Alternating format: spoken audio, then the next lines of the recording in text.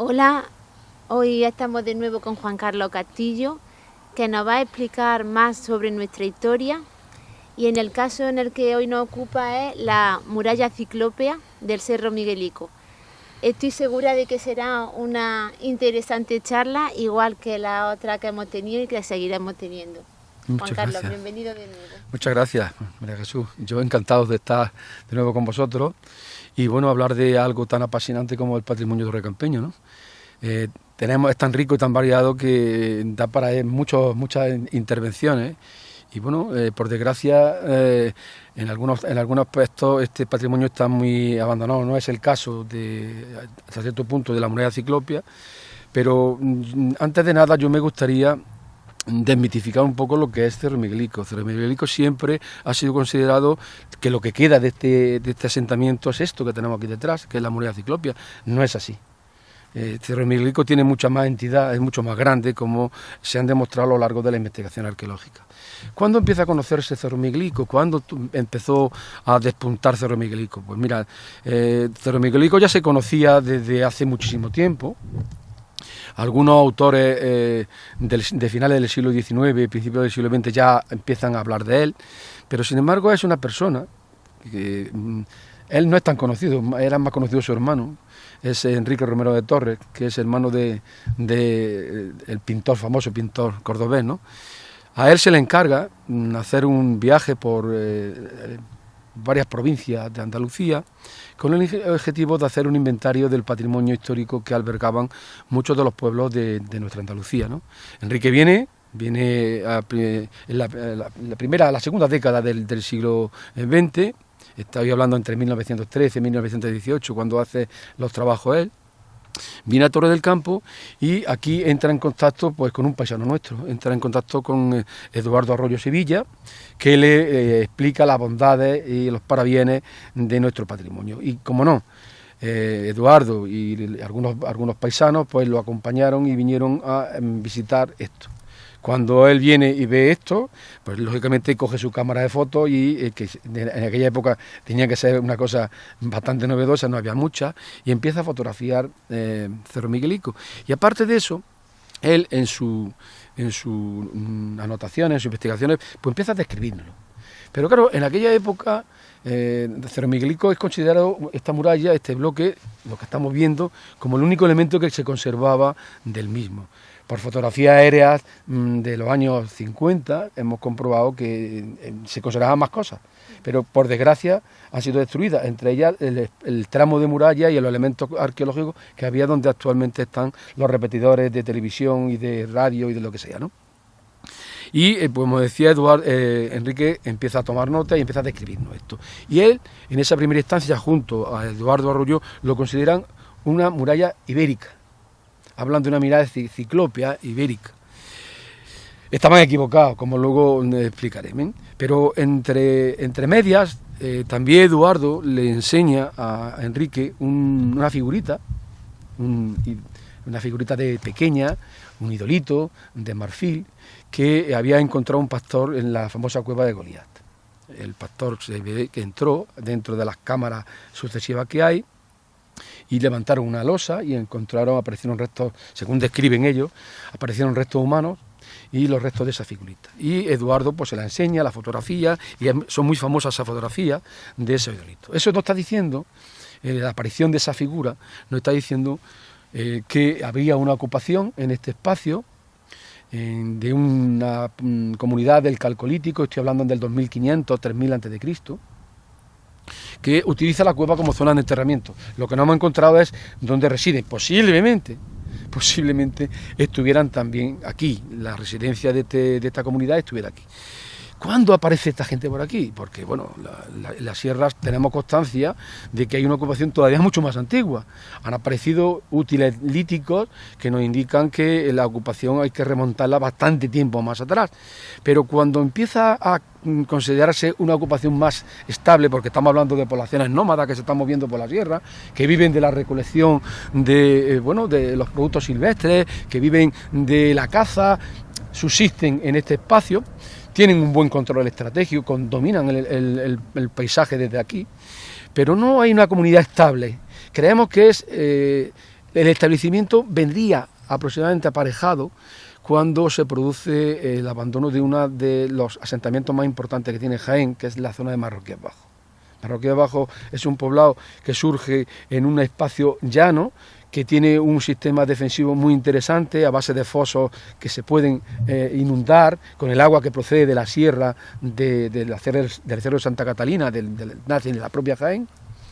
Y cuando esa población, por las razones que sea, por coyuntura, yo entiendo que serían naturales, no pueden defenderse, deciden trasladar su residencia o esparcir su residencia por la zona del Piedemonte. Y alguna comunidad tuvo que ir por aquí, porque, claro, lo que sorprende mucho es que nuestro idolillo tiene unos rasgos enormemente parecidos a los que han aparecido en la excavación arqueológica de Marroquí, es decir, tienen un aire de familia muy impresionante, ¿no? De lo que tenemos nosotros a lo que ha aparecido, las similitudes son espectaculares, tanto los de Marroquíes Alto como los de Marroquíes Bajo, ¿no? Es decir, que a ese momento creemos que se debe al primer establecimiento aquí. Este espacio, además, juega, no es un espacio que aparezca solo en toda la campiña, ni mucho menos, ni mucho menos. Por suerte, en Torre del Campo atesoramos unos espacios parecidos a lo largo de nuestro territorio. En concreto, nosotros tenemos la gran suerte de contar con 4, nosotros los vamos a llamar ópidas, poblados fortificados dentro de nuestro término municipal. Tenemos Cerro Miguelico, como no, tenemos el Cerro del Torrejón, tenemos Atalayuela, que la estamos compartiendo con nuestros vecinos de Fuerte del Rey, y al fondo, abajo del todo, tenemos lo que es el asentamiento del Cerro Villargordo, que es conocido dentro del campo como el Cerro del Pintao, ¿vale? Ahí han aparecido, incluso apareció en un momento dado un león de piedra, ¿vale? Bueno, pues estos grandes poblados fortificados como los que tenemos aquí, el más enorme es el de Cerro Villargordo, que tiene unas dimensiones espectaculares, ¿no? Bueno, pues no está solo, está dentro de un contexto histórico, ¿vale? Este asentamiento pues empezó a estudiarse. Las primeras intervenciones arqueológicas que se hacen en Cerro Miguelico datan de 1979, aparte de los estudios de Eduardo Arroyo Sevilla, que luego publicó en varias revistas los comentarios de los resultados de sus pesquisas, de sus indagaciones. Hay una foto preciosa desde la necrópolis donde se ve a un grupo de visitantes, me sospecho que miembros del Instituto de Estudios Jienenses en aquella época, merendando y viendo el paisaje tan espectacular que le dejaba la muralla, ahora un poco tapado por esta vegetación que para mí es demasiado frondosa y nos va a tapar la imagen monumental. Pero lo que te decía, aparte de esos trabajos, los trabajos científicos ya plenamente los empiezan a desarrollar mis compañeros del Instituto Universitario de Investigación en Arqueología Ibérica, Manolo Molino y Arturo Ruiz. Lo empiezan a desarrollar en el año 79, con muy poquitos medios, con mucha voluntad, con muchas ganas de investigar, de conocer, de saber qué era esto tan espectacular. Ellos hicieron un sondeíto encima de la muralla y fueron los primeros compañeros que lograron llevar a cabo pues un trabajo muy interesante, porque lo alabo, porque con aquellos medios fueron los primeros en dibujar, a mano alzada, dibujar la muralla ciclópea. Este es un dibujo de esa época, de Manolo Molino y de Narciso Zafra y del equipo que estuvo allí trabajando, ¿no? Pero ellos fueron los primeros a hacer la excavación. Hicieron un sondeo y tuvieron la desgracia, para mí la suerte, de que pincharon una fosa, un basurero, un vertedero, un muladar de época islámica. Ahí hubo una comunidad islámica, luego hablaré de ella, que tenía unas casitas y no había recogida de basura, y decidieron hacer una perforación donde iban depositando todos sus desechos. Y ellos tuvieron la desgracia de pincharlas. Claro, cuando ellos pinchan en esa fosa, lo que aparece o ven es una pared de ladrillo. Entendieron ellos que era una pared de ladrillo y creían que estaban excavando dentro de una casa. Hay que decir que en aquella época los medios de excavación pues eran bastante rudimentarios, ¿no? Bien, pues en el año 79 ya se dieron cuenta que esto no era de época ibérica, sino que era un poquito posterior. Entonces la datación empieza ya a darle una cronología, pero no la precisaron, no llegaron a precisarla. entendían que era una obra, una factura de época romana, ¿vale? Estoy hablando del año 87. La siguiente actuación surge de la mano de mi maestro, don Vicente Salvatierra, el otro catedrático del área de historia medieval, y de un arabista, un catedrático de semíticas que se llama Javier Aguirre, y que, bueno, es un arabista que conocía todas las fuentes islámicas de Jaén, pero que se daba cuenta que no podía avanzar en sus investigaciones con los poquitos medios ya documentales que encontraba, y optó por buscar una coalición con arqueólogos para intentar seguir conociendo, profundizando en cómo eran las sociedades musulmanas del Alto Guadalquivir. Hasta tal extremo que bueno, se alía con Vicente Salvatierra y deciden, a través de, bueno, pedir una autorización a la Dirección General de Bienes Culturales para llevar a cabo una nueva actuación, una nueva excavación en Cerro Miguelico, debido a que había aparecido mucho material de esa época. Ahí ya es donde yo aparezco. Pedro Capiscobre era por aquel entonces alcalde de Torre del Campo, y yo estaba estudiando la carrera, yo creo recordar que estaba en tercero de carrera o en segundo de carrera, no recuerdo bien, el año 86. Bueno, pues aparecemos por aquí, hicimos la excavación, hicimos varios sondeos y nos dimos cuenta del error que habían cometido nuestros compañeros cuando no estábamos excavando dentro de casa, sino que estábamos excavando dentro de lo que sería una fosa. Pero sí que empezamos a documentar la estructura de hábitat que podría haber, muy destruida, que podría haber sobre esta plataforma, ¿no? Y sí, lo que nos dimos cuenta es la técnica con la que se había construido esta muralla. La muralla ibérica sería una muralla taluzada, en rampa, está en una posición muy privilegiada, desde aquí se domina muy bien toda la campiña.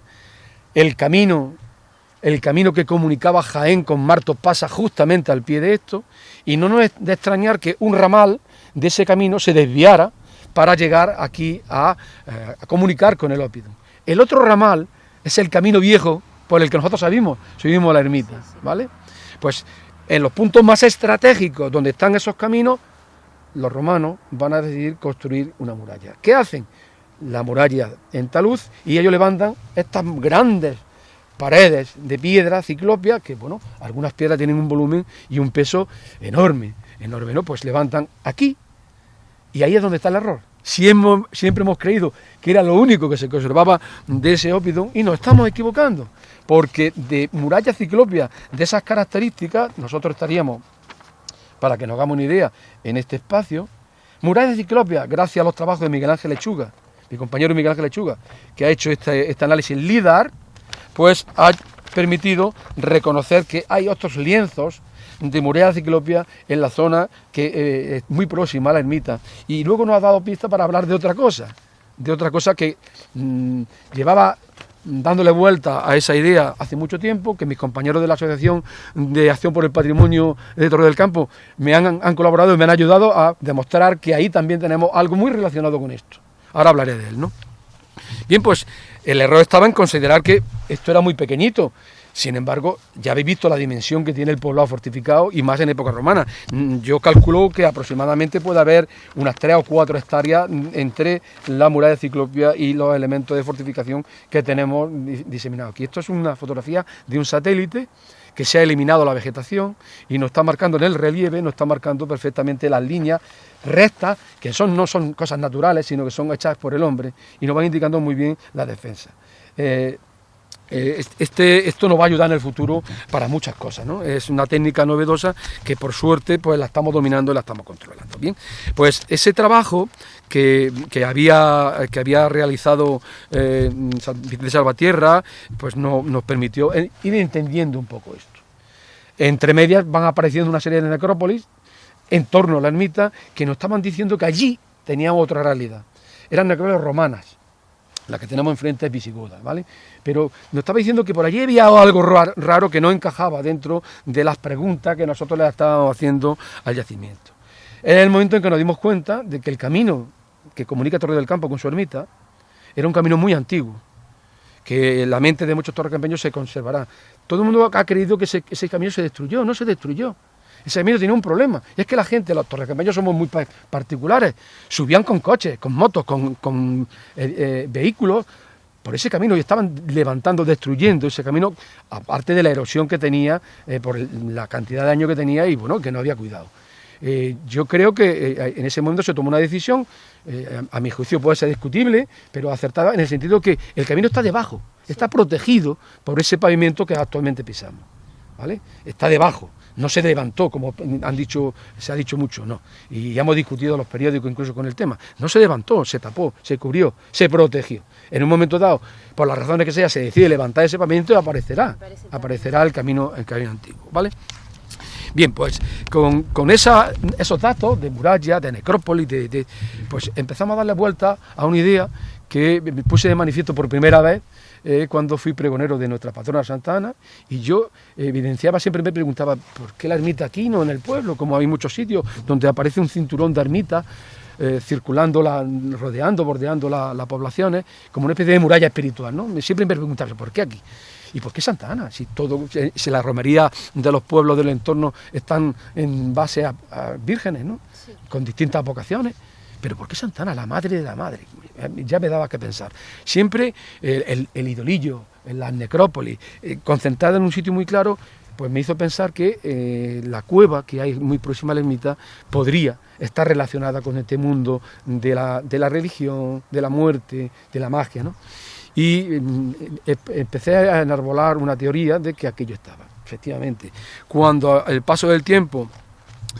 paso del tiempo hemos podido acercarnos con más detenimiento a ver qué es lo que allí había, pues efectivamente hemos conseguido ver que muy próxima a la ermita hay una cueva de la que emana agua, algo muy importante, emana agua y por tanto emana vida, y que sin lugar a duda ese emplazamiento muy próximo nos diría que allí posiblemente hubiese un santuario relacionado con la población que aquí había. Lo relacionamos con el mundo ibérico, y efectivamente mis compañeros del Instituto Universitario de Investigación en Arqueología Ibérica, cuando me han ayudado a confirmar mi teoría, pues efectivamente hemos visto que ese santuario además va acompañado, se ve mejor en este plano que tenía en mente, ¿no? La ermita la tenemos en este espacio, y estas líneas son caminos, vías, senderos, muy bien aterrazados con bloques ciclópeos que permiten a la comunidad llegar directamente a ese santuario. Es decir, que no nos estábamos equivocando. Y gracias a mis compañeros de la Asociación por el Patrimonio de Torre del Campo, pues en una de sus excursiones decidieron comprobar si, aprovechando el solsticio de verano, ahora estamos en el solsticio de invierno, la luz, que es algo muy importante, entraba dentro de la cueva. Es decir, el sol coge un ángulo que permite iluminar el útero, el vientre de la diosa madre. Por eso mi pregunta era, Santa Ana, la madre de la madre. Es decir, fijaros, posiblemente el origen de toda nuestra tradición más arraigada esté basada, centrada en una antigua diosa madre cuyo culto se sincretizó a lo largo del tiempo hasta que se cristianizó y se convirtió en una santa, ¿vale? Quedan algunos experimentos que hacer, pero lo que está claro, y en esta imagen se ve muy bien, que estos pasillos se corresponden perfectamente con el espacio que conducía directamente a esa cueva, ¿no? Hasta tal extremo digo que cuando mis compañeros así lo estimaron, decidimos venir, esta es la ermita, la cueva está aquí. Decidieron venir una mañana. Yo he estado esta mañana para ver si el equinoccio también afecta, y por desgracia hoy el día no nos acompaña, pero tiene toda la pinta de que así lo es. Lo he visto desde el pueblo, desde el Palo Marejo se ve muy bien la cueva y cómo se va iluminando a medida que el sol va subiendo, ¿no? Esto es el amanecer en verano, y qué casualidad que cuando llega el momento, es una fotografía de Juan Real, preciosa fotografía de Juan Real, ilumina la boca, el útero, el principio del útero de la diosa madre, y a renglón seguido el sol entra dentro de la cueva. Esa foto es una maravilla. Es una maravilla la fotografía, es muy bonita la fotografía. Nos falta encontrar los elementos que evidenciarían que allí había siempre un lugar de culto. Es como una romería. Volvemos a hilar. Allí llegarían los creyentes con sus votos.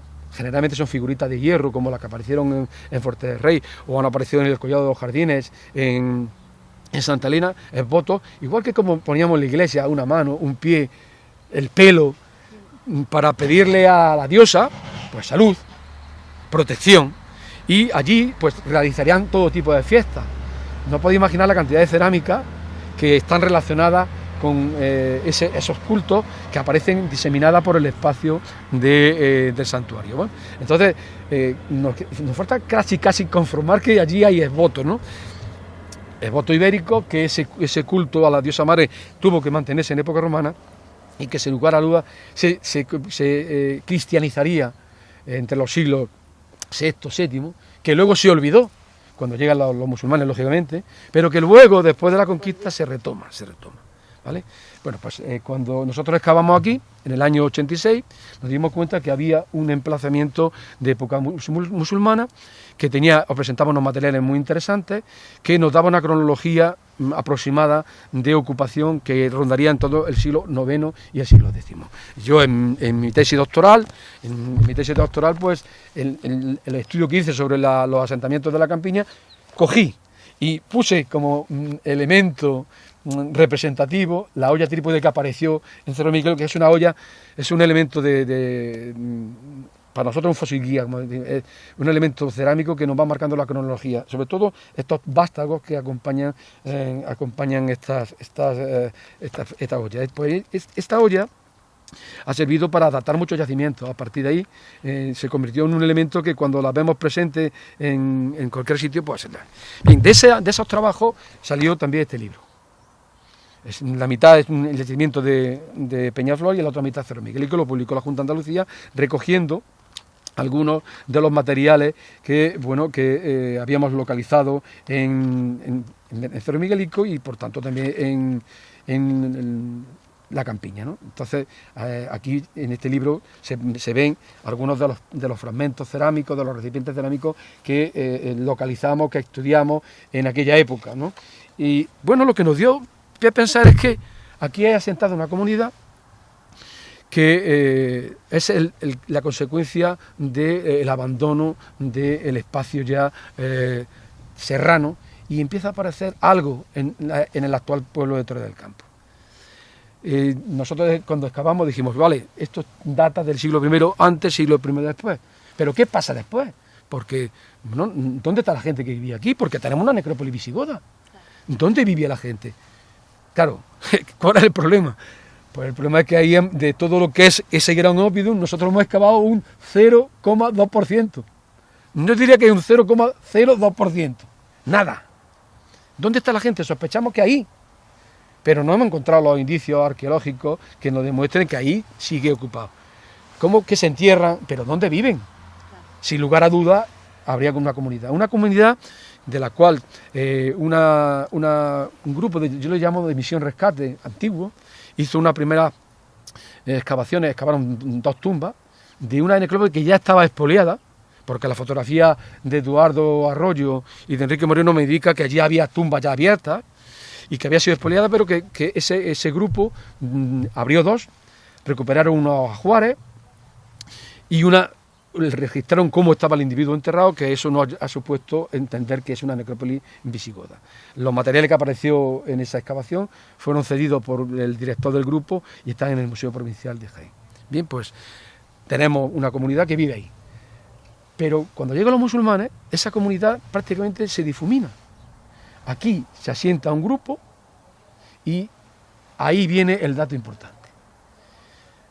Si las fuentes islámicas están hablando bien, nos dicen que Abderramán III, el califa Abderramán III, pues haciendo una campaña de expedición, una campaña expedicionaria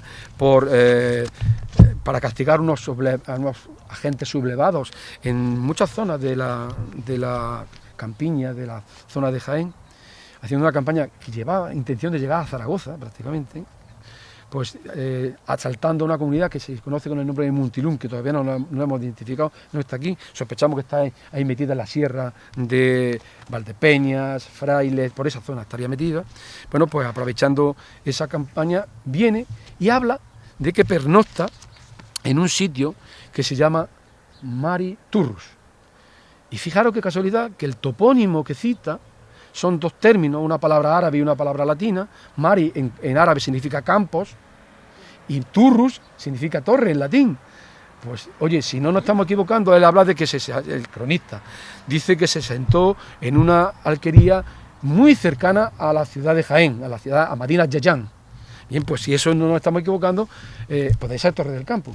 Si ese dato que os estoy diciendo, que bueno, nos está situando en Torre del Campo, en esa zona, estamos hablando de que en el año 1935 ya allí hay vida, hay gente, y que aquí, por tanto, hay menos.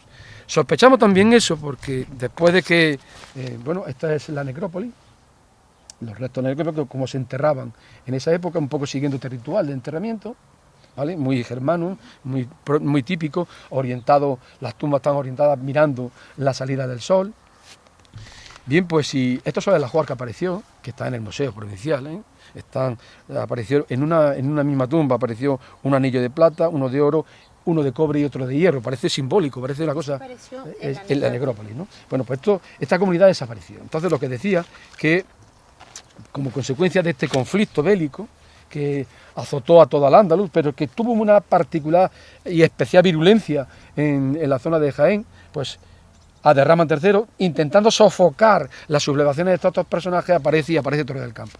Es cuando aparece citado por primera vez nuestro pueblo. Y decía que, si eso es verdad, esta moneda que me entregó hace mucho tiempo un vecino y que está en el Museo Provincial, una moneda del 700, y decía que había aparecido en la obra en su casa de su abuelo, oye, pues si esta lápida y los elementos que aparecen en Cerro Miguelico son coexistentes, estamos diciendo que el origen de Torre del Campo estaría en esta época y por tanto Cerro Miguelico empieza a despoblarse. Bien, pues esos personajes, esos habitantes también tuvieron que enterrarse ahí porque encontramos unas tumbas con diferente orientación, más estrechas, que posiblemente respondan a un enterramiento como este, que es un enterramiento en decúbito supino, en su decúbito lateral derecho, que es como entierran los musulmanes mirando al sur, ¿vale? Sería más o menos el modelo de enterramiento. Año 935, por tanto, marcaré el ojito. La comunidad que aquí vive, yo creo que está pensando más en controlar el espacio que más que una comunidad agrícola, un puesto de control controlado por la institución oficial, por el Estado Islámico. Aquí habría algún un destacamento militar o algo por el estilo para controlar los caminos que unían las grandes ciudades de Martus y Yeyán. Bien, pero bueno, eso ha sido un poco la trayectoria de la investigación. Pero queda mucho por hacer, muchísimo por hacer. Por desgracia, por suerte, estamos empezando. Estamos conociendo cada vez más en detalle Cerro Miguelico y, como digo, esto que estamos trabajando, lo que estamos trabajando esto, más el santuario, nos está arrojando bastante luz. El problema de Cerro Miguelico es el de siempre. Buena parte del mismo es propiedad municipal, pero la mayor parte de Cerro Miguelico es propiedad privada. Ese es un problema que tenemos con nuestro patrimonio. Y claro, esto también es un BIC. ¿Os acordáis de mi charla, no? Es un BIC y que está protegido por la ley. Aquí no se pueden hacer tropelías ni nada por el estilo, esto es zona no urbanizable. Ya nos pasamos 3 pueblos cuando hicimos, o se hizo, los 2 repetidores, sin ningún tipo de investigación arqueológica. Pero las visitas, los registros, los paseos, la prospección superficial que hemos hecho varias veces, y estamos haciendo y seguimos haciendo, lo que estamos viendo es una serie de estructuras que están por descubrir, que están por explorar, y por eso te decía que de todo lo que es Cerro Miguelico, prácticamente conocemos un 0,02%. Esto. El resto está por descubrir. Y creo que es un patrimonio enorme que merece la pena conservarse. La ermita la conocemos un poquito mejor, ya publiqué un trabajo sobre el mismo, sobre el origen y evolución de la ermita, que también es un patrimonio interesante. Fijaros, la primera noticia que tenemos de la ermita es de 1410 y habla del Villar de Santa Ana. Eso es un dato muy interesante que nos da diciendo que ahí hay algo relacionado con nuestra divinidad. Estamos hablando del siglo XV, de principios del siglo XV. Bien, pues si ese dato que nos dice la fuente es verídico, yo lo concatenaría con estas piezas cerámicas que tanto Eduardo Arroyo como Enrique Romero de Torres, 1913-1918, Eduardo Arroyo Sevilla, que la publicó en el 1920, nos están diciendo que ahí efectivamente hay un edificio por lo menos de esa época, porque parte de estos azulejos son azulejos mudéjares, son alicatados mudéjares que encajan perfectamente con la fecha. Luego hay una gran reforma de la ermita en época renacentista, a la cual pertenecen otras piezas cerámicas, que son estas, que están perfectamente recogidas en la fotografía de Eduardo Arroyo, y sobre todo hay una cita documental que habla de que una señora, esta señora se llama Catalina Rodríguez, en el año 1507, es decir, estamos hablando de un siglo después, está pagando, financiando, contribuyendo a la financiación de unas obras que se están llevando a cabo en la ermita y que suponen una reforma bestial de la misma, pero que los azulejos, por la belleza que tenía, decidieron dejarlo formando un escalón en el altar mayor.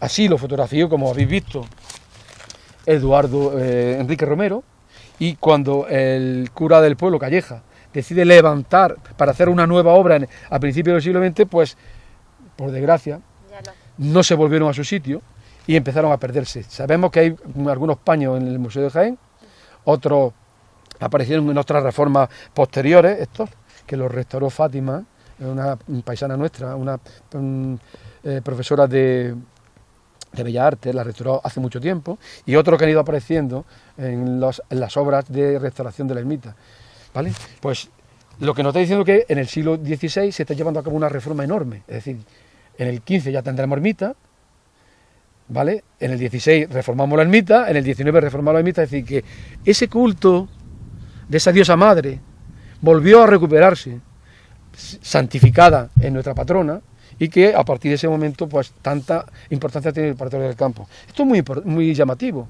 porque hay una fotografía muy interesante de nuestra patrona, metida en una capilla antigua, que está rodeada de una decoración, unos motivos decorativos de los que se conservan muy poquitas piezas, por desgracia, que son mocárabes de época, son grutescos de época renacentista, ¿vale?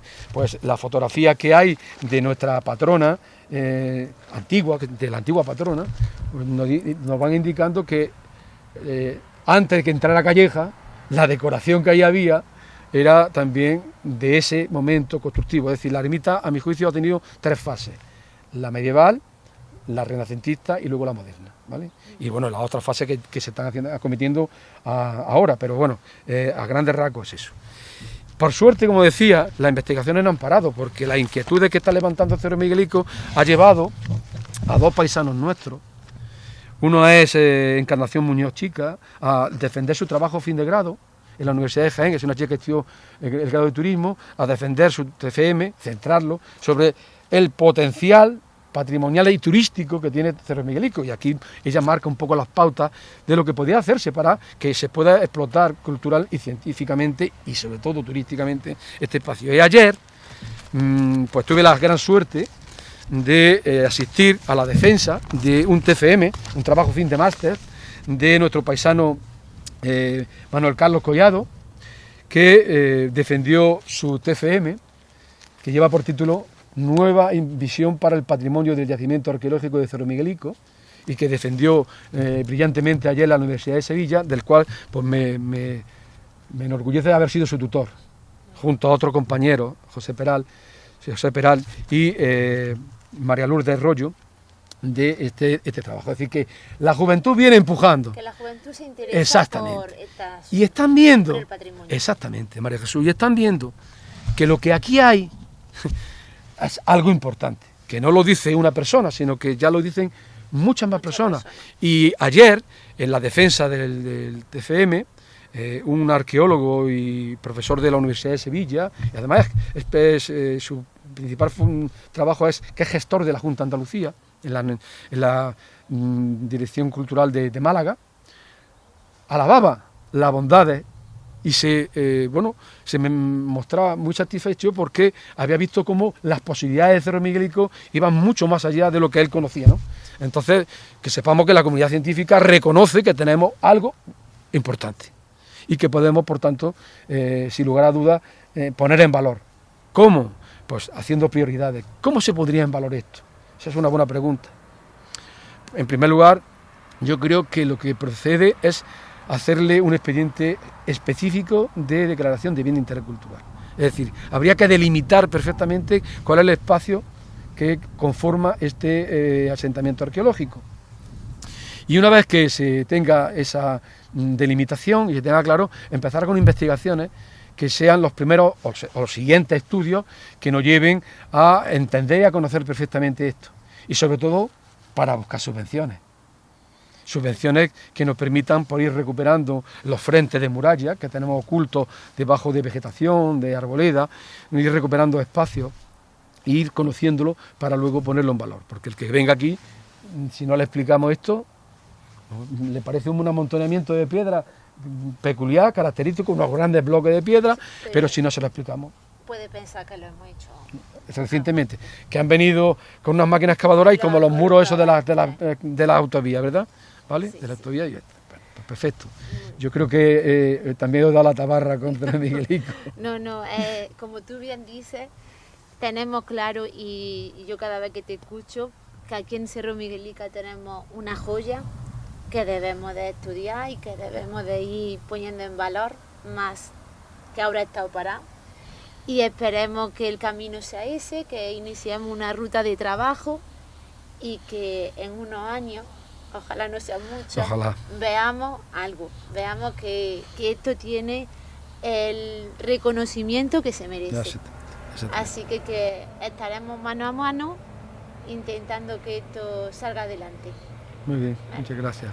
Muchas gracias, Juan Carlos, y esperamos de nuevo que os haya gustado esta charla, que nos introduce en nuestra historia y que la verdad creo que teníamos aparcadillo y nos está gustando mucho, y yo sé que al pueblo de Torre del Campo también, conocer qué pasó con nuestros antepasados y por qué estamos nosotros ahora aquí y por qué somos así. Muy bien, pues yo encantado de participar y de contribuir a esa difusión de nuestro patrimonio y sobre todo que el torrecampeño se conciencie de que pues lo que siempre venimos diciendo en muchos foros, ¿no? Que Torre del Campo no es un pueblo sin historia, es un pueblo con mucha historia y con mucho patrimonio, por suerte.